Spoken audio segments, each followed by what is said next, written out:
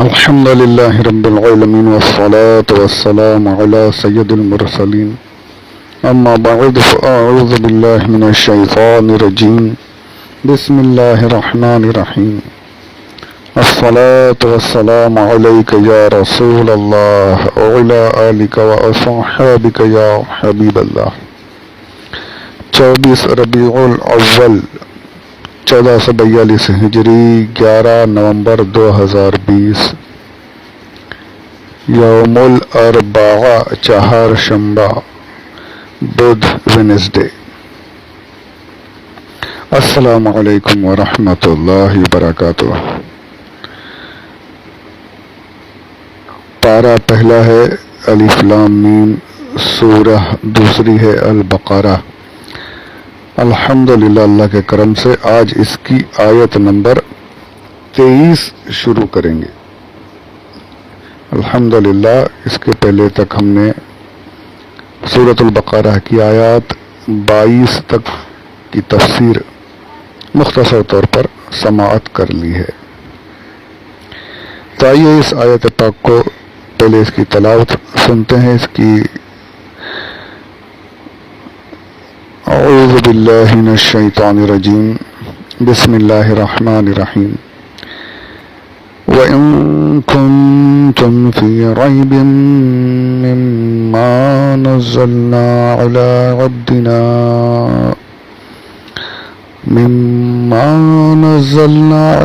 عَبْدِنَا فَأْتُوا بِسُورَةٍ مِّن مِّثْلِهِ وَادْعُوا شُهَدَاءَكُم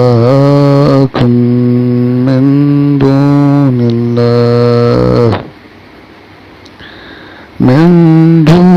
اللَّهِ إِن كُنتُمْ صَادِقِينَ۔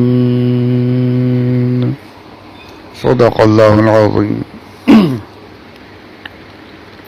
ترجمہ کنز الایمان شریف سے۔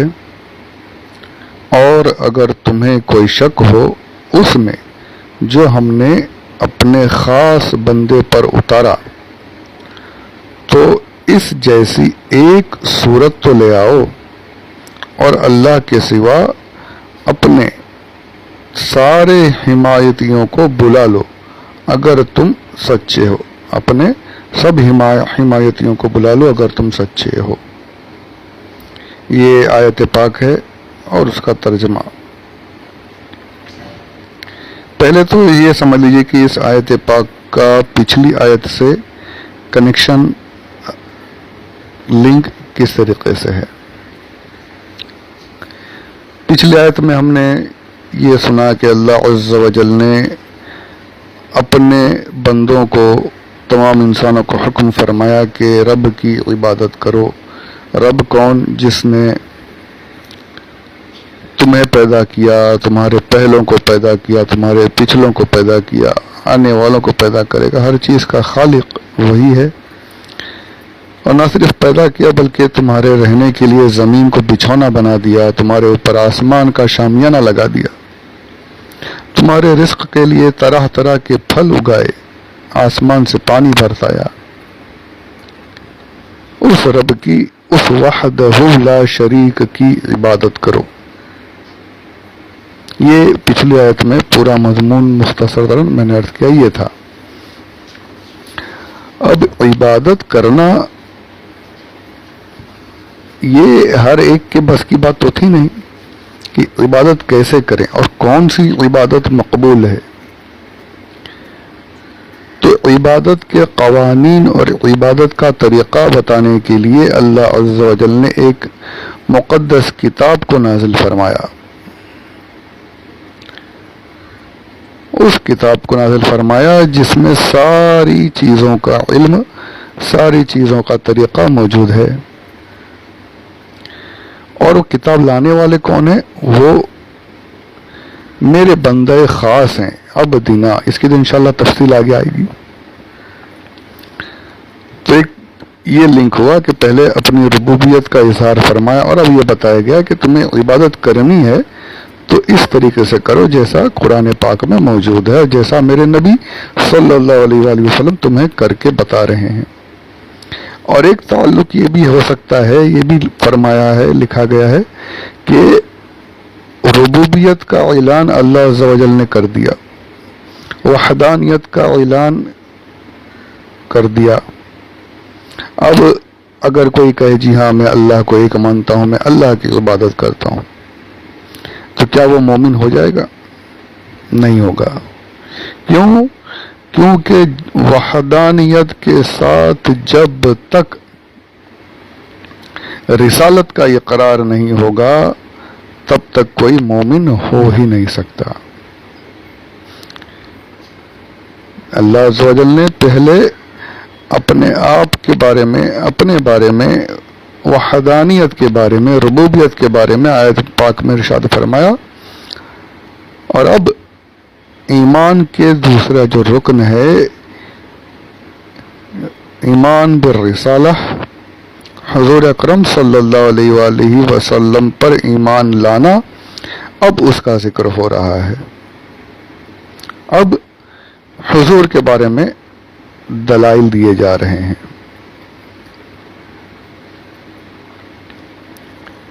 صرف اللہ اللہ کہنے سے اللہ نہ ملے، اللہ اللہ کہتے رہیں گے تو سبھی کہتے ہیں، الگ الگ ناموں سے اسے پکارتے ہیں، اس کی عبادت الگ الگ ناموں سے کرتے ہیں، تو وہ ہر کوئی مومن نہیں ہو جاتا۔ مومن انسان کب ہوگا؟ جب اشہد اللہ الہ الا اللہ بھی مانے گا، اور وہ اشہد ان محمدً عبدہ ورسولہ پر بھی ایمان لائے گا۔ وحدانیت بھی چاہیے اور رسالت کا اقرار بھی چاہیے۔ تو ابھی اس آیت پاک میں رسول اللہ صلی اللہ علیہ وآلہ وسلم کی شان کو بیان کیا جا رہا ہے۔ اب دیکھیے یہاں پر اللہ کتنا بھی کہہ لیں اللہ کے بارے میں، اللہ ایک ہے، کتنے بھی سجدے کر لیجئے، کتنا، اور رسول اللہ صلی اللہ علیہ وآلہ وسلم سے دوری اختیار کر لیجئے، ایمان نہ لائیے، تو کوئی مومن ہو ہی نہیں سکتا۔ تو پتہ چلا کہ صرف اللہ عز و جل پر ایمان لانے سے بھی جنت حاصل نہیں ہوگی جب تک کہ رسول اللہ صلی اللہ علیہ وآلہ وسلم کو آخری رسول نہ مان لیا جائے۔ جیسا ان کے ماننے کا حق ہے اس طریقے سے ان کی رسالت پر اقرار نہ کر لیا جائے۔ کوئی کتنا بھی موحد بن جائے، توحید پکارتے ہیں، تو توحید، صرف توحید مان لینے سے کوئی مومن نہیں ہوتا۔ قرآن پاک میں کہیں یہ نہیں ہے کہ یا ایھا الموحدین، اے توحید کے ماننے والوں۔ اللہ نے جب بھی مسلمانوں کو پکارا ہے یا ایھا المومنون، مومن کہہ کر پکارا گیا، تو مومن کون ہے؟ جو دونوں کو مانے، دونوں پر ایمان رکھے، اور ایمان ایسا کہ اللہ عز و جل کا جو مقام ہے، اللہ عز و جل کی اس طریقے سے عبادت، اللہ عز و جل کی اس طریقے سے وحدانیت پر ایمان ہونا چاہیے، یقین ہونا چاہیے، اور رسول اللہ صلی اللہ علیہ وآلہ وسلم کا جو مقام ہے ان کی اس طریقے سے تعظیم، اس طریقے سے عظمت، اس طریقے سے ان کی رسالت پر ایمان ہونا چاہیے۔ اعلیٰ حضرت نے اس مضمون کو، تو بڑا طویل مضمون، اور اس پر تو بہت کچھ علماء نے لکھا ہے اور بیان فرمایا ہے۔ اعلیٰ حضرت نے ایک دو اشعار میں یہ ساری باتیں، یہ ساری تفصیل کو دو اشعار میں قید فرما دیا، بڑے ہی مشہور ہیں اور سب نے سنا ہوگا۔ میں بھی آپ لوگوں کی خدمت میں پیش کر دیتا ہوں۔ ان تمام مضمون کو دھیان میں رکھیں کہ اللہ عز و جل، صرف اللہ پر ایمان لانے سے کوئی مومن ہو نہیں سکتا۔ مومن اسی وقت ہوگا جب حضور اکرم صلی اللہ علیہ وآلہ وسلم کی رسالت پر، آپ کی نبوت پر ایمان لائے گا۔ تو اللہ فرماتے ہیں اس مضمون کے تحت سرتاب قدم،